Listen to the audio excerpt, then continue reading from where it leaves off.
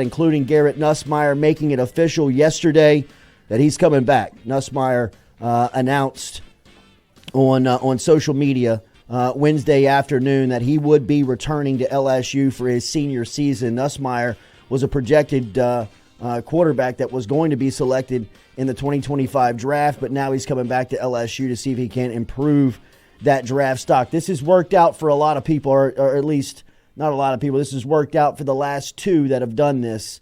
When you're talking about Joe Burrow and Jaden Daniels, guys that had decisions to make, ultimately came back for their second and final season as a starter and saw their stock just skyrocket, whether it was individual awards or whether it was overall draft selection. Both Joe Burrow and Jaden Daniels going into their senior season were far off NFL draft boards.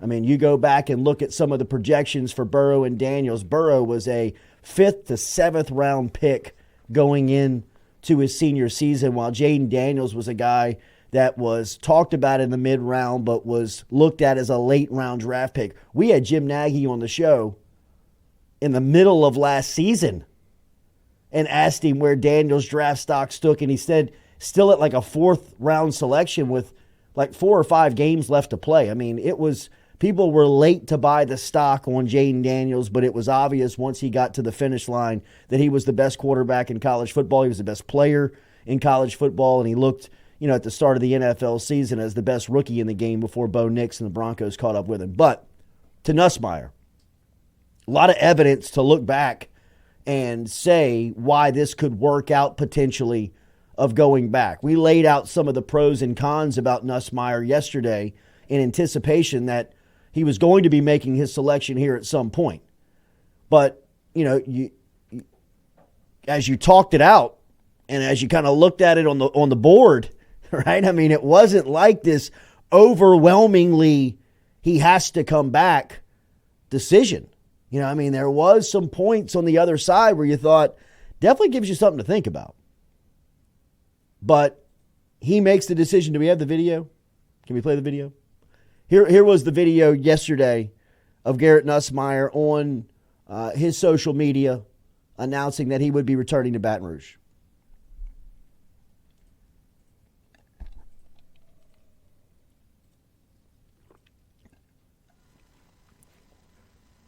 Proverbs 30 verse 5 says that every word of God is flawless, and He's a shield to those who take refuge in Him. He has blessed me with an amazing family, circle of support, and the ability to allow me to live out my dream. The fact that I am even in a position to make this type of announcement is truly a testament to His true glory and love. Philippians 4:13 says that I can do all things through Christ who strengthens me. When you put your mind, body, and soul into Him, the sky's the limit for anyone. No dream is impossible with Him on your side. Proverbs 16:9 says that the heart of a man plans his way, but the Lord establishes his steps. Since a young kid, all I have ever wanted was to grow up and play in the NFL. God brought me to LSU for a reason. I had to observe and trust in His timing and His plan for me time and time again. I stayed at LSU because of that reason. And again, I feel like my time at LSU is not over. I am officially announcing that I am returning for my final year of eligibility, and I am fully committed to bringing this university a championship. My teammates, coaches, and the fans will get the absolute best out of me every single day until we complete that goal. Go Tigers. We're taking receipts, and we'll see you at the national championship. Garrett Nussmeier to the end zone. Touchdown! Shuffle pass. Xavier Thomas. House call. Nussmeier hands it off. Good seam to the left. Got around the corner. Ball touchdown. Touchdown to Trey Green. Slings it downfield. One-on-one, looking for the ball. Chris Hilton makes the grab. Kyle Parker. Touchdown. Fighting Tigers.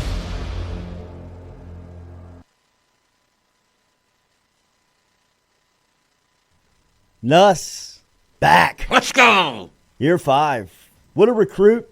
What a story. What a player. Yeah. That Nussmeier has a real opportunity to write the last chapter on. I mean, going back to when Nussmeier was recruited to LSU, if you remember, he was, he was steadfast on his commitment. I mean, there were times when that class was kind of getting picked at, and people were trying to to get over on some of those recruits and get them on campus and get them decommitted and flip them. And Nussmeier always stayed committed to LSU at the, kind of the midway point, or at least the latter part of that class's recruitment. He really became like the sound, the mouthpiece, the voice of that class. I remember, T-Bob and I had him on off the bench numerous times as a high school senior, whether it was on visits, whether it was back at school, but just talking about the class and talking about where they were. We had him on this show early on in his days at LSU when he wasn't really playing, but he was in a couple of competitions where, it was closer than a lot of people thought. And now to the point where he is he's the face of the program. He's the starting quarterback going into his second season and has a real opportunity to grow on some of the good things that happened to him in year one and really improve some things that, still haunted him. I think Nussmeier, from his standpoint has made leaps of improvement over the last couple of years. I mean, watching him play in that bowl game against Georgia compared to what he looked like in the beginning of the year versus Southern was almost night and day, and you could see the steps that he had taken to improve. It was still very obvious and a clear delta between Jaden Daniels and Garrett Nussmeier after watching them two play at that point, but there were positive signs that Nussmeier was improving. His decision-making was improving. His accuracy was improving. Just the ability to get the ball down the field was something that he was always good at, but he was becoming effective at it at the college level. And you saw that during that SEC title game. There were still some things and some mistakes, a lot like his junior season, where the highs were very clear that he has taken some clear steps in getting better at playing the quarterback position, right? I mean, it is from the things that we just talked about. He has taken even more of a progression in his decision making. Does it still at times pop up? Couple of games it haunted him, but as a 12, 13 game starter, how many games did they play up to this point? 12. 12. Yeah. Can we agree that it's vastly improved? Well, not only is it vastly improved, but what does your season look like without him? Right. That's what people need to get a real strong hold. You saw A.J. Swan for how many plays? If anybody is still clamoring for anybody else that was on this roster, you're playing video games. That's a dream. Like that's a fantasy. You can't create a player and make him 99 overall. Nussmeier is and was and going to be the best opportunity for LSU to win football games. Like that's it. Clear cut, done, period, end of sentence. And we're past that. I mean, like if you're still there, all right, you know what I mean? It's going to be a long season for you. It's going to be a long off season for you. Bus is leaving, cuz. Well, I mean, it's, like it's down the road. If you think that Nussmeier's not the guy at this point, well, I mean, I'm sorry to, he got a lot of money yesterday. He made a lot of NIL money on, what I would term this an NIL is that he signed an extension yesterday with a little bit of a bump. What's my guy's name, the defensive end at South Carolina? Dylan Stewart, same thing. Let's blow that first contract up, man. You outplayed that one. Here's your new one. Nussmeier needs to come back. He's playing under a certain contract to make that decision. He needs a little bit more of a bump. Here's one more year with starters pay, right? So everybody's happy here. I think everybody's locked in. Now, would I play him in the bowl? No. He's going to. I know he is. And that's who he is. Except for that one time. But that worked out. Otherwise, you wouldn't even be having this last conversation. The last Texas Bowl saved this season for us. Remember, he didn't want to burn the red shirt, so they started Jontre Kirkland. That's right. And that red shirt is now next season. Being fully utilized. If he plays in that first Texas Bowl, he's done. There's no option for him to come back next year. Wow. Full circle. And people were really, really upset with him for sitting that one out. Right. Like, how about we take a step back and let's look at the big picture instead of a Texas Bowl that, in the grand scheme of things, doesn't fucking matter. With 39 or do you want 12 to 15 more games? I can't remember one play in that, other than John Trey Kirkland Kirkland and Chris Hilton. Yeah. Yeah, I guess that is Pig Cage. Pig Cage in the portal. Again. Let's go get him. Bring him I back. love Pig Cage. Me too. Player. But I mean, Kelly needs to win some of these wars that he was talking about winning a couple of weeks in the transfer portal, and he's got a couple of guys that he's going up against, some monument, some headline schools, some guys that have been notorious for spending NIL money, and that is going to be a test that Brian Kelly needs to pass this offseason, right? I mean, one thing that I did read in that video that Nussmeier made was some of the clips that he showed after his announcement was made, and he plays the Brian Kelly Receipts National Championship.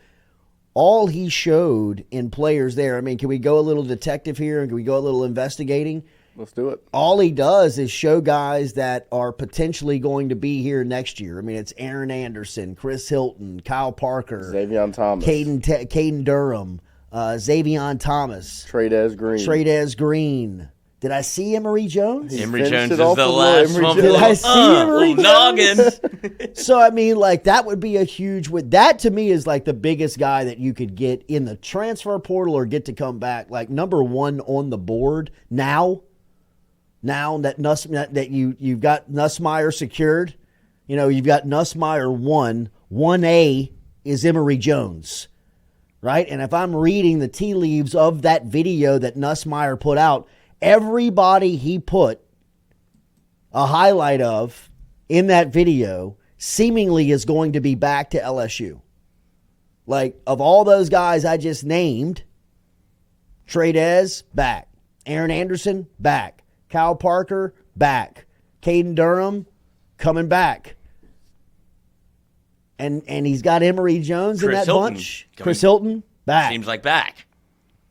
Emory Jones, hopefully they really could have done some dirty work if they had snuck in the handoff to Harold Perkins. I was just about to say, I was thinking the same thing from the Wisconsin game. The handoff. I'm not, I'm not here to report anything, but I have heard that, like, the news on Perkins is that he's trending like coming back. That's an impossible T. There's no T in that, there's no leaves in that T. That's an impossible situation to read to me. I agree. Yeah. It could change today. It could change now. It could change in 30 seconds. Yeah. But just got to get him on the field against Clemson to see it. That would feel good. I don't know if he'd be ready at that time, but you know what I mean. Yeah. Just get him on the bus to Clemson. Right. Have him and John Emery standing next to each other. You don't even need shoulder pads. Just put the jersey on. But look, Nussmeier coming back for his second year as a starter. The point I was trying to make of you saw his improvement from his time in Southern, where I thought that was the worst. I thought that was probably the lowest point of Nussmeier's time at LSU up to this point, right? Where he's rolling right and throws a left-handed pass and gets picked off by Southern in the red zone. You know what I mean? Like, that was almost like, that was a booing type moment for a fan if you're watching that.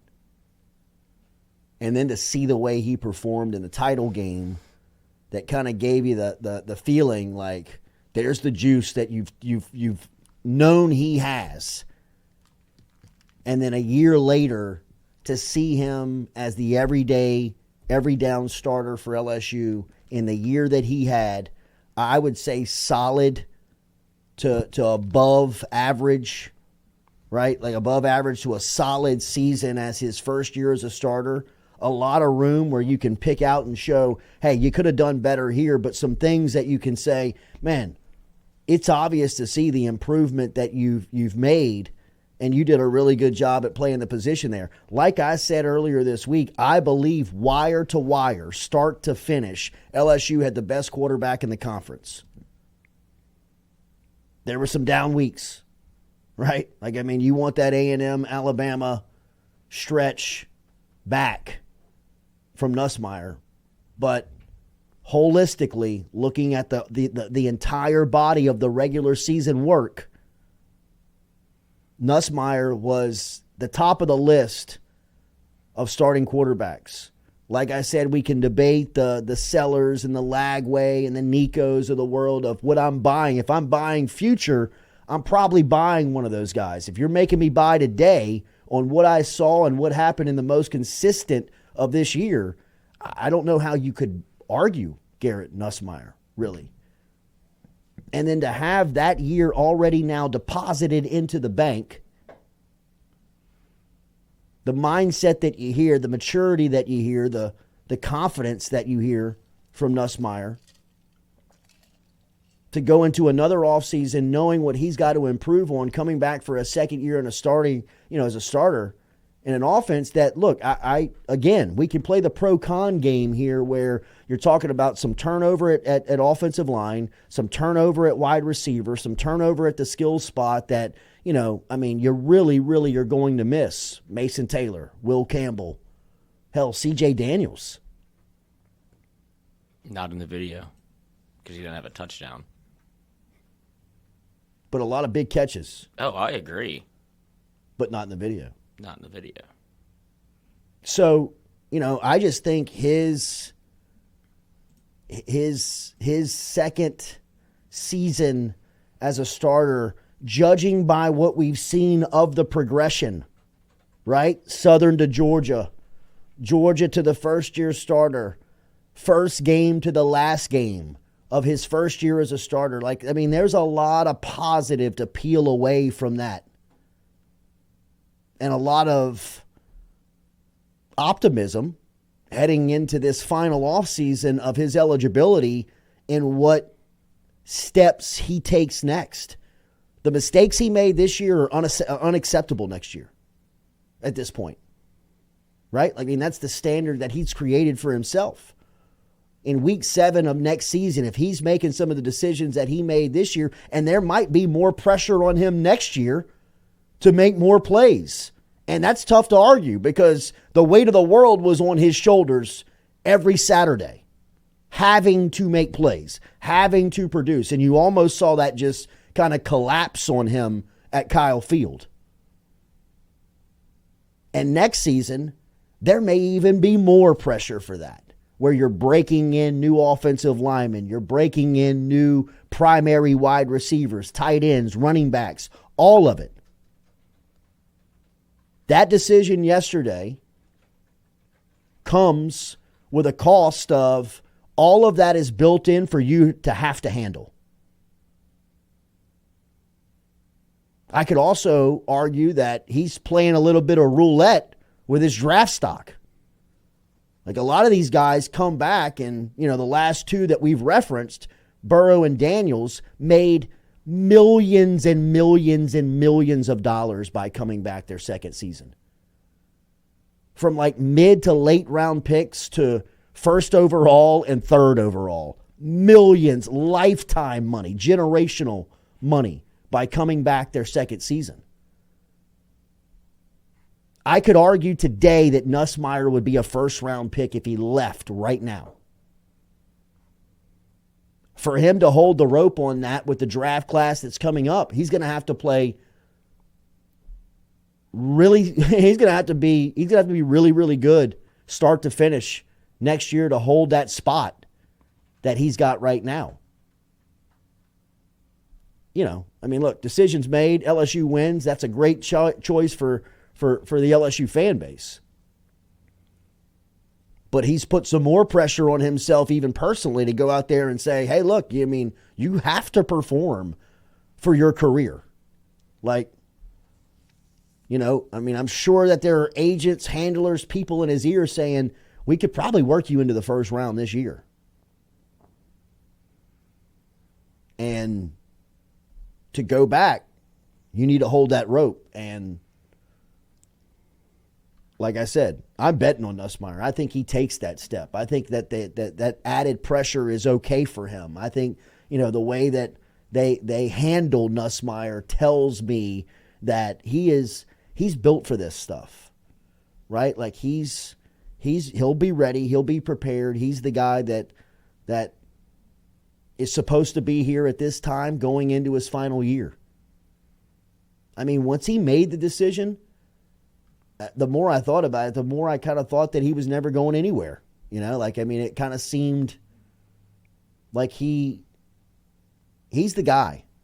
His time at LSU has been one that is written in patience, one that has been written in a lot of hard work, Bible verses, a lot of frustration, a lot of waiting your time and producing. And I don't think it ends like this season was for him, as good as it was. I mean, he had a really good year. But I still think there's more for him to accomplish at LSU with all that he's given the place. I mean, when Nussmeier ultimately leaves LSU, you have to pay a lot of respects for what he invested into the program, into the university. I mean, there was never a harder time to stay, and all he did was stay. Like, that's why I don't understand the Nussmeier fan base, like, slander. In a world where nobody stays, he could have left multiple times. He could have been a starter multiple places.